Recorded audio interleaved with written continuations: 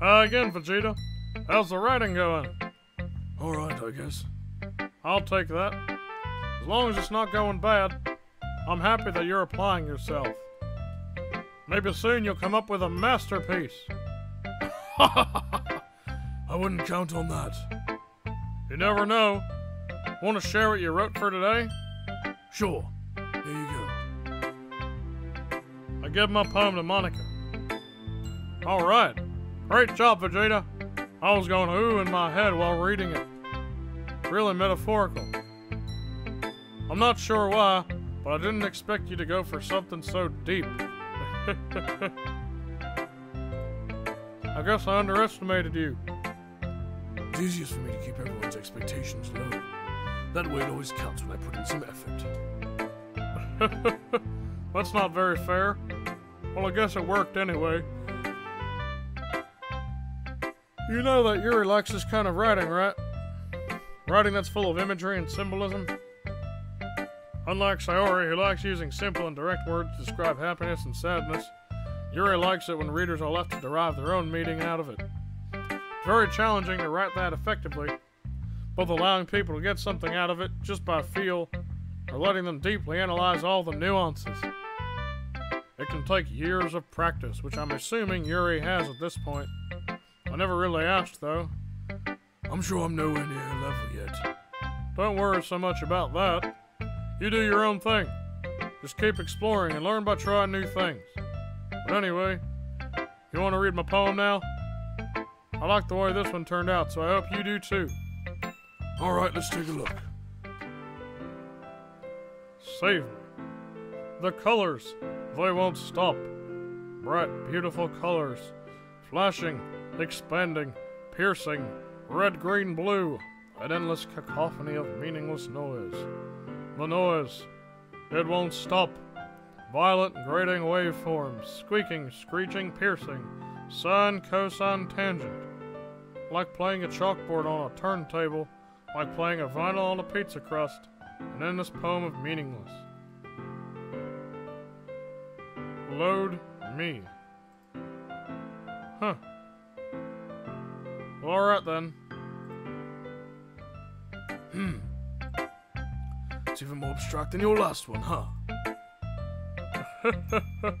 I guess it's just the way I write.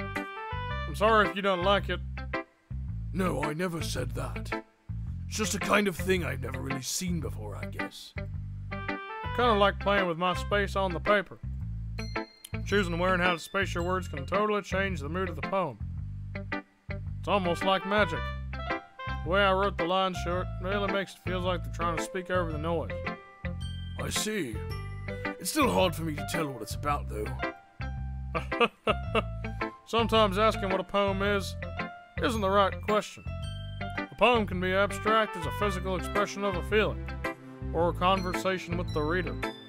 So putting it that way, not every poem is about something. Anyway, here's Monica's writing tip of the day. Sometimes you'll find yourself facing a difficult decision. When that happens, don't forget to save your game. You never know when you might change your mind, or when something unexpected might happen. Wait, is this tip even about writing? What am I even talking about? That's my advice for today. Thanks for listening. Alright everyone, we're all done reading each other's poems, right? I have something extra planned today, so if everyone could come sit at the front of the room. Is this about the festival? Well, sort of. Do we really have to do something for the festival? It's not like we can put together anything good in just a few days.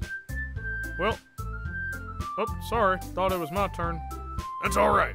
We'll just end up embarrassing ourselves instead of getting any new members. That's a concern of mine as well. I don't really do well with last-minute preparations. Don't worry so much.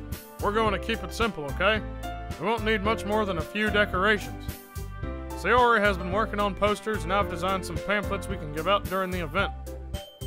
Okay, that's great and all, but that doesn't tell us what we're actually going to be doing for the event. Sorry. Thought you heard about it already. We're going to be performing.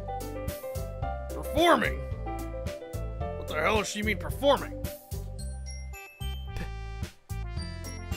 Monica, Yeah, we're going to be having a poetry performance. Each of us are going to choose a poem to recite during the event. But the cool part is, we're also going to let anyone else come up and recite poems too. Sayori's putting it all on posters in case anyone wants to prepare ahead of time. Sayori, who's been coloring a poster, holds it up for us to see. Are you kidding me, Monica? You didn't already start putting those posters up, did you? Huh? Well, I did. Do you really think it's that bad of an idea? Well, no. It's not a bad idea, but I didn't sign up for this, you know. There's no way I'm going to be performing in front of a group of people like that. I agree with Natsuki. I could never, in my life, do something like that. Imagining it, Yuri shakes her head in fear. Guys! No, Sayori. I understand where they're coming from. Remember that Natsuki and Yuri have never shared their poems with anyone until just a couple days ago. It's a lot to ask for them to recite their poems out loud to a whole room full of people. I guess I kind of overlooked that, so I'm sorry. But I still think we should give it our best. We're the only ones responsible for the fate of this club. If we start the event and each put on a good performance, then it will inspire others to do the same. And the more people who perform, the better we'll be able to show everyone what literature is all about. Yeah! It's about expressing your feelings, being intimate with yourself, finding new horizons, and having fun. That's right. And it's those reasons that we're all in this club today. Don't you want to share that with others? To inspire them to find the same feeling that brought you here in the first place? I know you do. I know we all do. And if all it takes is standing in front of the room for 2 minutes and reciting a poem, then I know you can do it.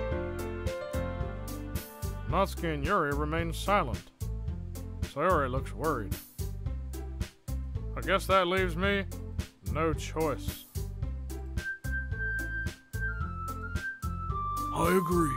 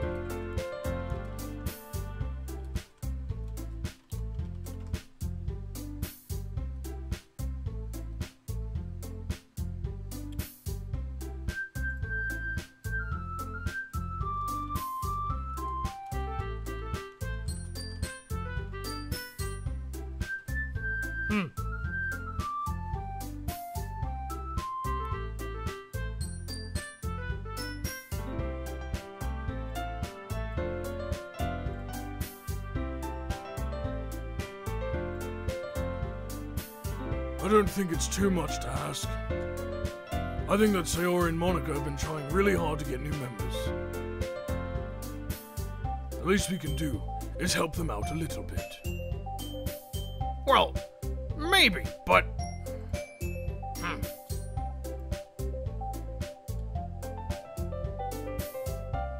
It looks like Natsuki doesn't have any arguments left.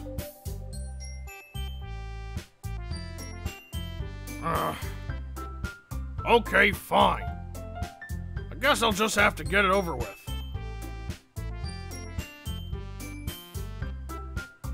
All right.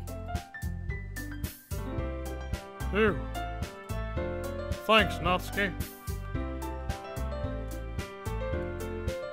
What about you, Yuri? Yuri dejectedly glances around at everyone's expectant faces.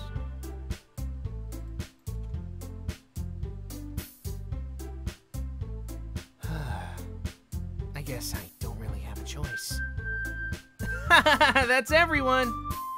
You're the best, Yuri! This club is seriously going to be the death of me. Now that's some interesting word choice. Oh gosh. You'll be fine, Yuri. But anyway, let's move on to the main event. I want each of you to choose a poem of yours. We're going to practice reciting them in front of each other. No way! Monica, this is too sudden. Well, if you can't recite your poem in front of the club, how do you expect to do it in front of strangers? Oh no.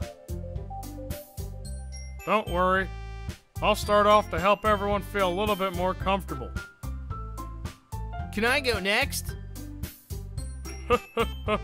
Of course. Now let's see. Monica flips through her notebook to the specific poem she has in mind for herself. She then stands behind the podium. The title of this poem is The Way They Fly. Ahem. Monica begins reciting her poem. Her clear, confident voice fills the room. More than that, her inflection is pristine. She knows exactly how to apply emotion behind each line she recites, bringing the words to life.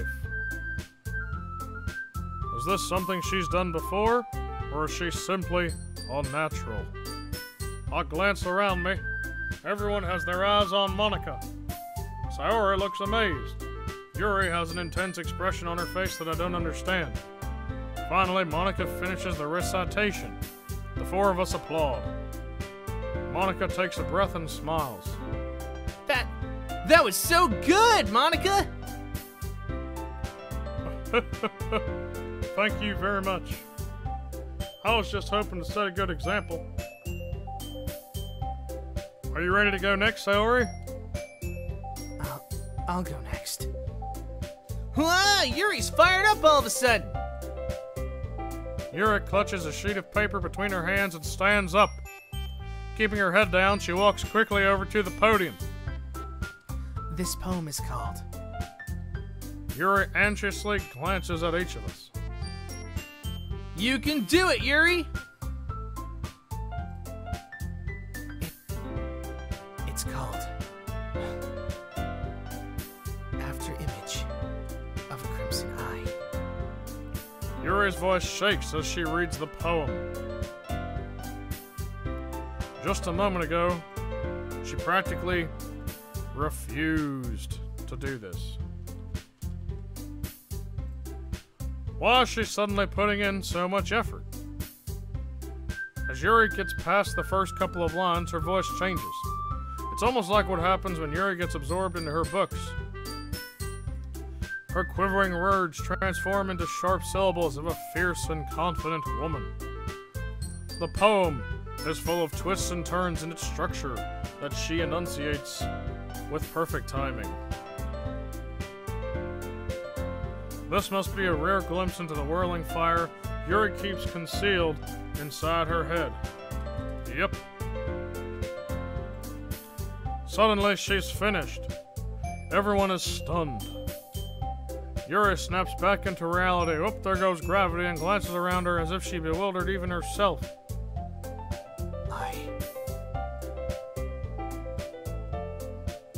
It's up to me to save this situation. Oh, sorry. I wasn't paying attention there. Thanks for catching it, Komaeda. No problem. I'm the first to start applauding. Everyone joins me afterward, and we give Yuri the recognition she deserves. It's not that we didn't want to applaud her. We were caught so off guard that we must have forgotten. As we applaud, Yuri holds the poem to her chest and rushes back into her seat. Yuri, that was really good. thank you for sharing. Looks like Yuri's down for the count. Okay, guess I'm next then. Sayori hops out of her chair. Yada yada. I'm pretty sure that we've covered all of this the first time we went through this in episode 3. Right. Let's just get to the point.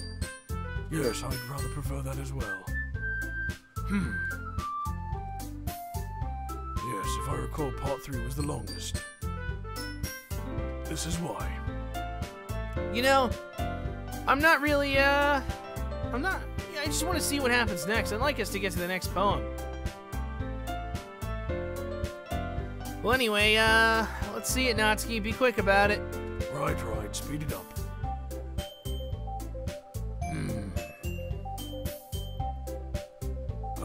Well, this is the equivalent of hitting skip text anyway. Oh, here we go. I think that's about it for today. I know the festival is coming up, but let's try to write poems for tomorrow as well. It's been working out really nicely so far, so I'd like to continue that. As for the festival, we'll finish planning tomorrow, and then we'll have the weekend to prepare. Monday's the big day. I can't wait! I can do this. I can do this. All right. I stand up. There's no way I'll be able to find the same enthusiasm as Sayori and Monica, but I'll do my best to get through it. If it's for the sake of the club and impressing Monica, then I'll have to do my best. Ready to go, Sayori? Yep. Look at you two always going home together like that. It's kind of adorable, isn't it? Jeez, guys, don't make such a big deal out of it. It must be a little nice now. Well, how am I supposed to respond to that? It's okay, Vegeta. You don't have to say it. Whatever. Let's go already. I walk home with Sayori once more. Even though it's only been a few days, a lot of things have already changed. But today, Sayori is being a little quieter than usual on the way home. Hey, Sayori. Sorry, I was spacing out. No wonder. I was thinking about something from earlier. I like how we get to... Sayori fumbles with her words. So, let's just say that one day Yuri asked to walk home with you. Huh? What would you do? What kind of question is that? You're kind of putting me on the spot here.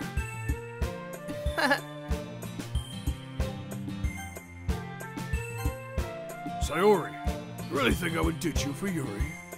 Huh? But... she's so beautiful and smart. Jeez. I already see her in the club every day. Besides, you always seem to really like going home together. I wouldn't just ruin that for you. You're so silly, Vegeta. You think about me too much sometimes. Yuri would deserve it if she wanted to, so...